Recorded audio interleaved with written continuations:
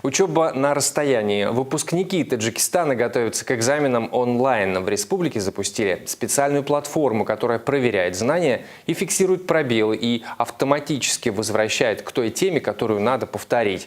Насколько эффективна новая система, узнал Азамат Зияев. Дарья Лисянова и Шахзод Халиков химию и биологию знают на отлично, хотят стать врачами. И дистанционная программа обучения умеет пользоваться лучше других. Уже оценили главный плюс платформы. Она создает для каждого индивидуальный план обучения и помогает подготовиться к сдаче экзамена. Здесь все настолько понятно и просто, и доходчиво объясняется. Тут в каждой теме есть слайды. Плюс этой платформы в том, что она создает конкурентную среду. И каждый, получается, попадает в азарт и стремится занять это первое место. Готовиться к экзаменам выпускники могут сами или с помощью учителей. Для преподавателей тут свои преимущества. Доступны готовые материалы для занятий, платформа сама проводит проверку и выявляет пробелы в знаниях учеников. Вот есть одна функция, которая мне очень нравится. У учеников есть возможность комментировать каждую задачу, когда они проходят тест.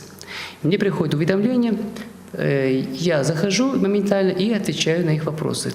Одни из главных элементов, которые делают программу эффективной – микрообучение. Темы делят на мелкие части и преподносят в наглядной форме. Проверить знания можно в любой момент на так называемом симуляторе экзамена. Программа может рассчитывать, когда ученик забудет какую-то тему, которую он проходил. И когда придет время повтора, программа закрашивает тему в красный цвет. Это сигнал к тому, что пришло время повторить данную тему. Ежедневно на платформе проходят более 26 тысяч тестов, а с начала старта успешно сданы 5 миллионов.